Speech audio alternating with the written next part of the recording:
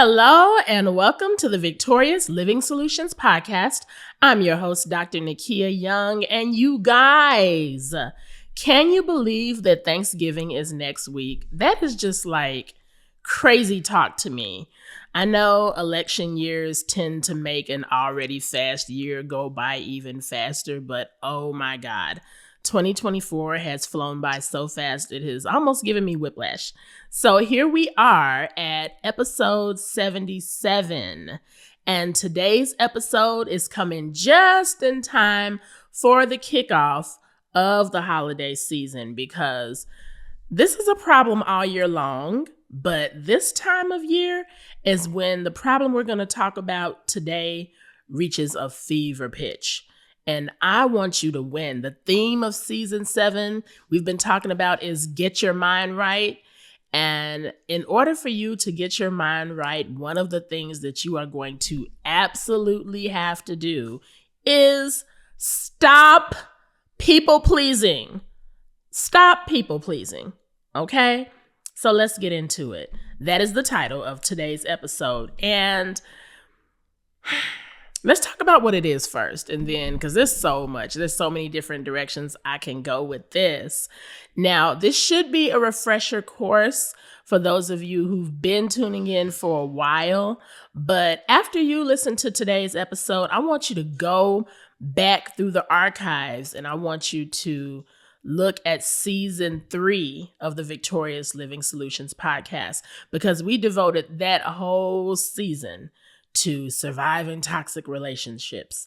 And, there's some toxic relationships that you may have in your life where people pleasing has become a survival mechanism, a coping mechanism, if you will, because people pleasing is in fact a trauma response. Okay. But what is it? So according to, I'm looking at my notes here, psychcentral.com, the definition of people pleasing is defined as individuals who often disregard their own needs to please others. You may get caught up in giving all of yourself to others because 'tis the season. Now you guys see why I wanted to talk about this, because Thanksgiving is next week, and after that, Christmas is right around the corner. And especially as women, I don't know if men deal with this as much as we do, but this is the time of year where women are expected to just become Mary Poppins and be all of the things to all of the people and cook all of the food and make all of the holiday plans and wash all of the dishes after we cook all of the food and host all of the things. You mean you ain't cooking all the food? We'll see. Now I'm gonna cook some stuff, but child, I have long ago released myself from the notion that I have to cook all of the food. Okay? And so it's my husband / producer. He like, wait, what you mean you ain't cooking? Y'all know I'm gonna make a little something. But here's the thing, okay? And there's a difference between making things, because if you just enjoy doing that, because some of y'all come alive, it how do I say? It inspires you. Like light bulbs come on. Some people baking and firing up that KitchenAid mixer puts them in their happy place, okay? And if that's you, by all means, do you. But I'm talking to the people who really experience more anxiety and stress and feelings of overwhelm and depression than ever before during this time of year, because you are people pleasing. Okay?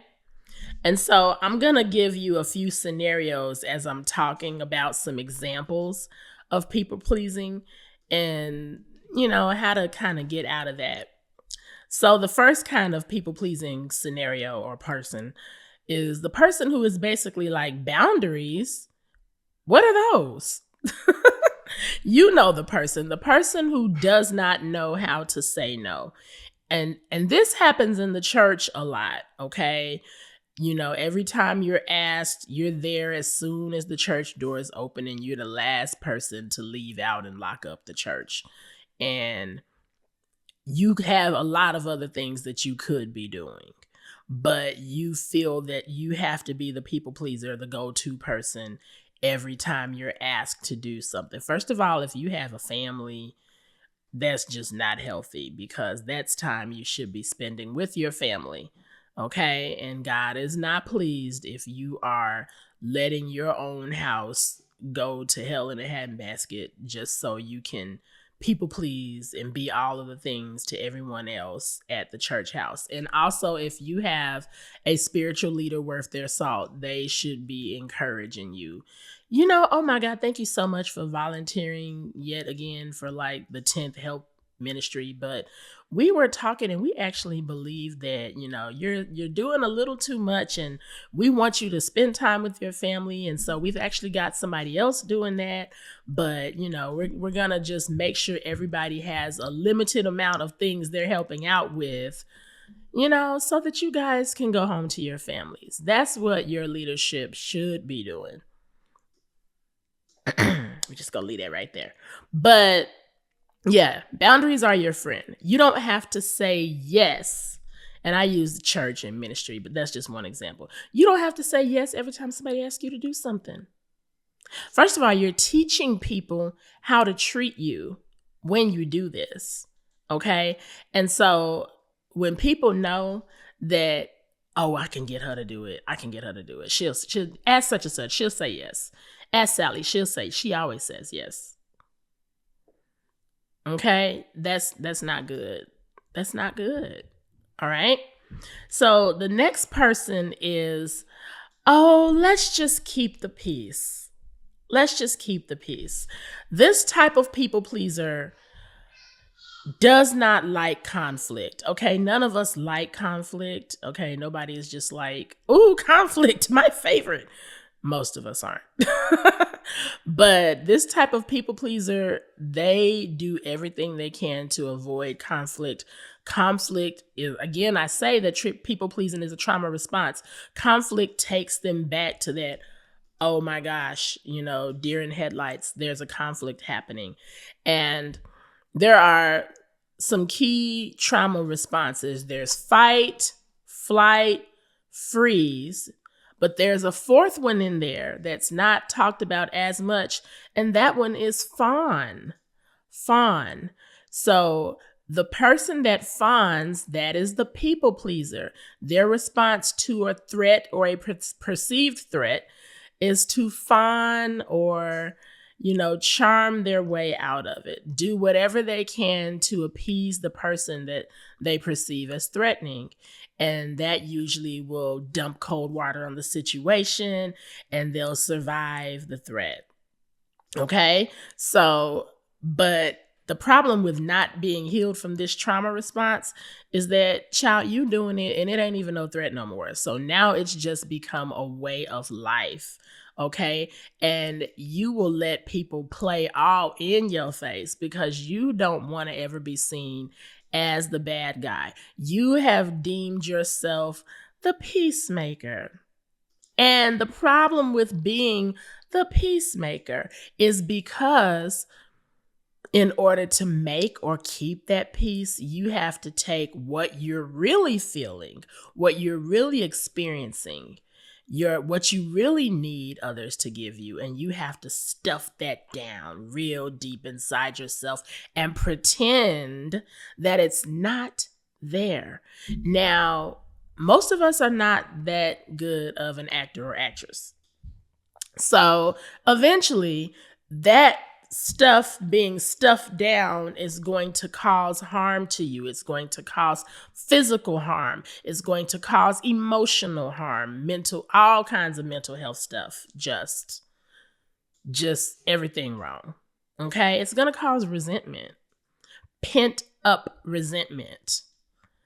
And you really don't have anybody else to be mad at but yourself, because nobody made you act like you were okay with things that you, in fact, were not okay with.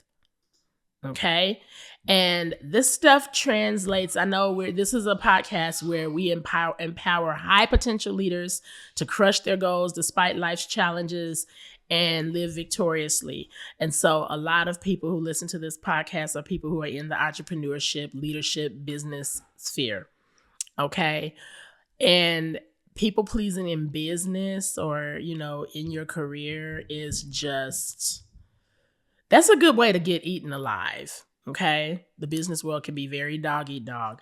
And the more you're able to be direct and say what you mean and mean what you say, the more successful you're going to be in business.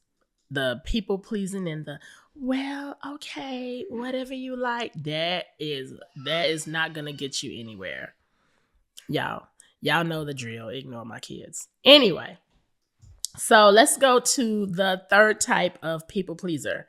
And this is the person who says, but what if they don't like me? What if they don't like me? If I say no, they won't like me. If I don't do XYZ, they won't like me. What if they don't like me? Okay, let's just rip the Band-Aid off. They don't like you. Okay, now what? They don't like you. Let's just rip the Band-Aid off and let's just say the worst case scenario that you concocted in your mind, which 9 times out of 10 is not even really a thing. Let's just say it actually is a thing and your worst fear has come true. Oh my God, they don't like you. So what? So what?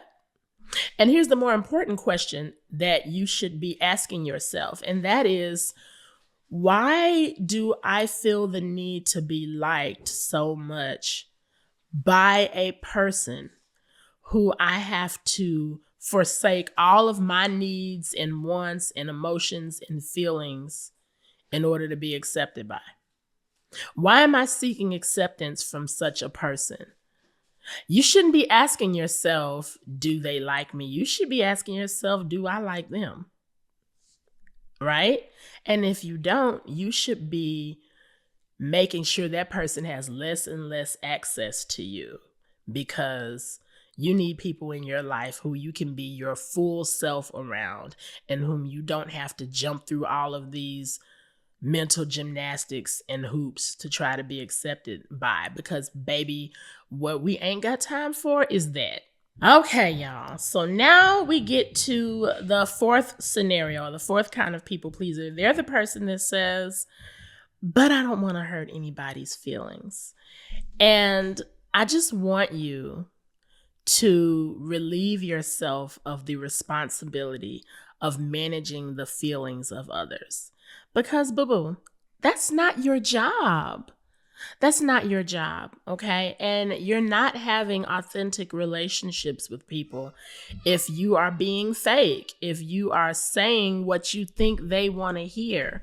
And actually, people who are normal, people who are not narcissistic, manipulative kinds of people, just regular, straight up people, they want you to be honest with them. And they'll actually be mad at you if they find out that they've been thinking you've been being honest with them this whole time. And then they come to find out you didn't even want to do half the stuff you did. You were just doing it or saying things.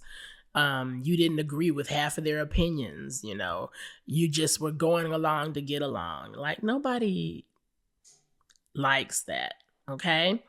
So the whole, I don't want to hurt anybody's feelings. Well, what about your feelings? Something to think about. When is the last time you said, I don't want to hurt myself?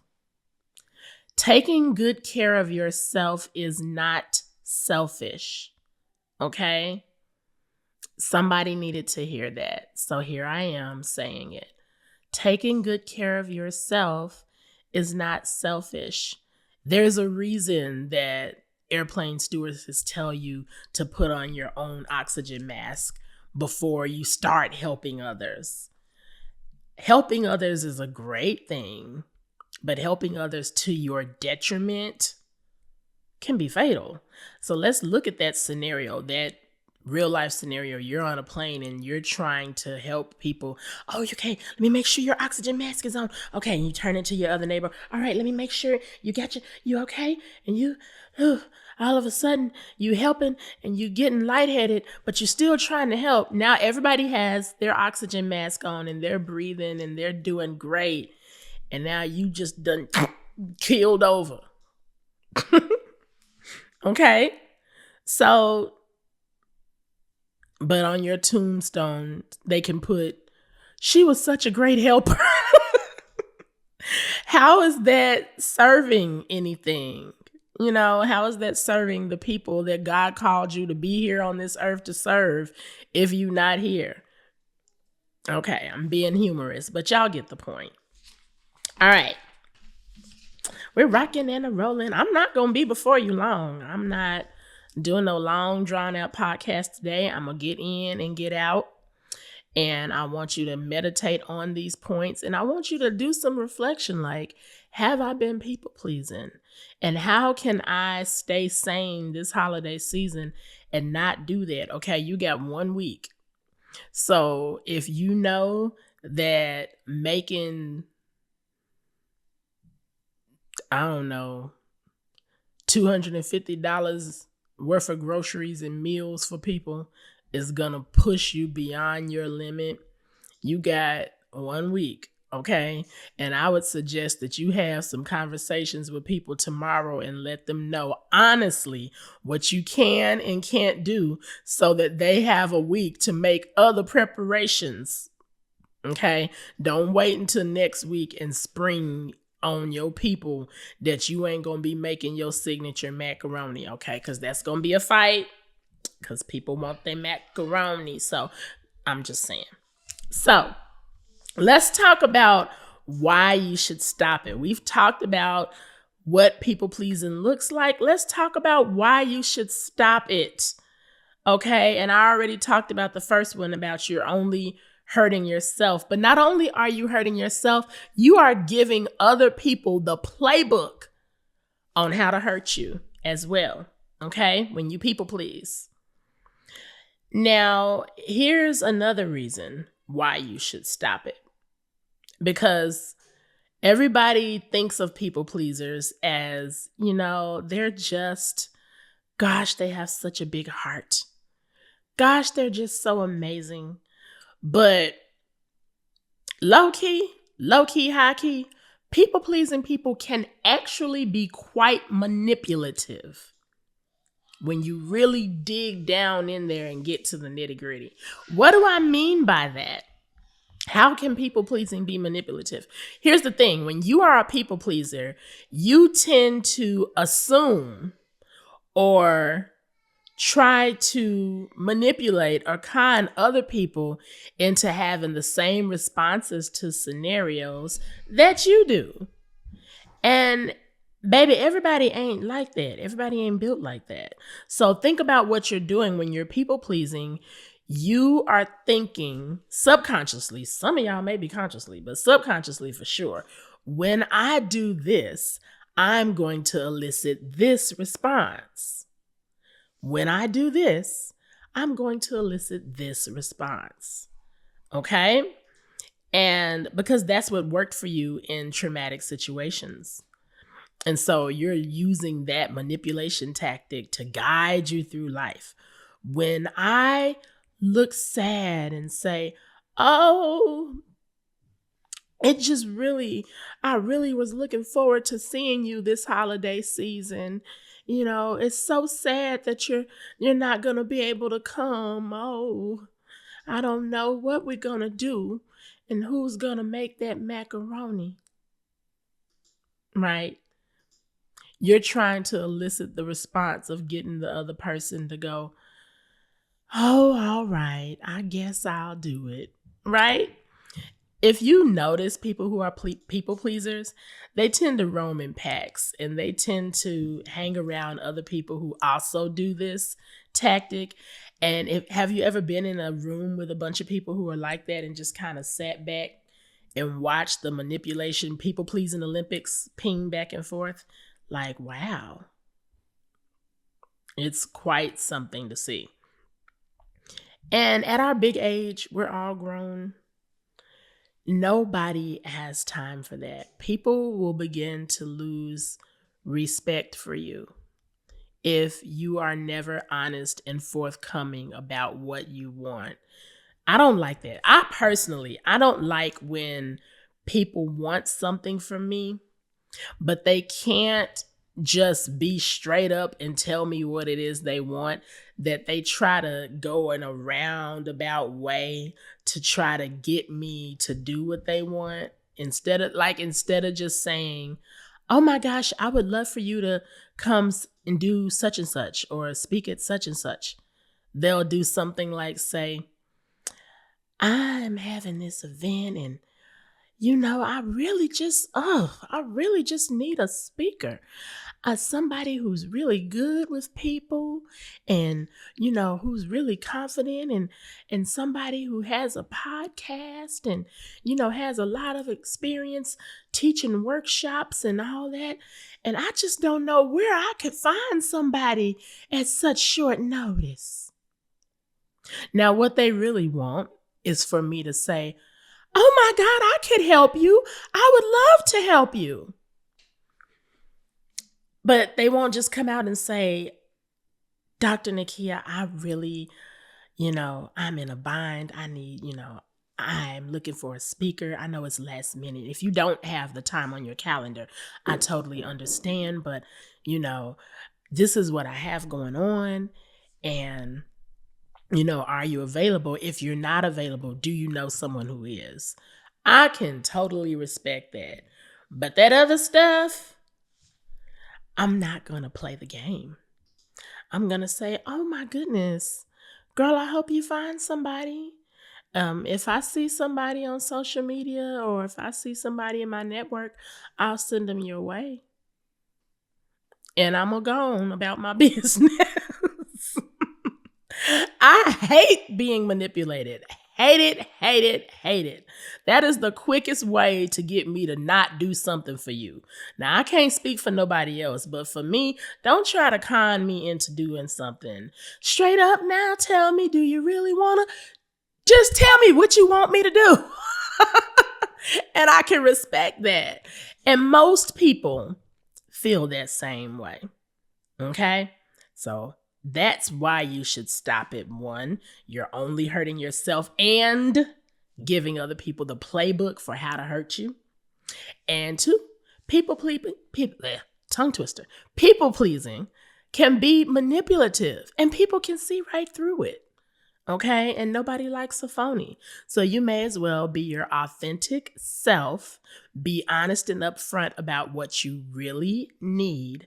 Be honest and upfront about what you can really handle and what you can't, because that can get you in trouble too, having somebody to think that you're capable of handling all 25, 50, 11 tasks, and then you fumbling and dropping the ball and not doing an assignment well.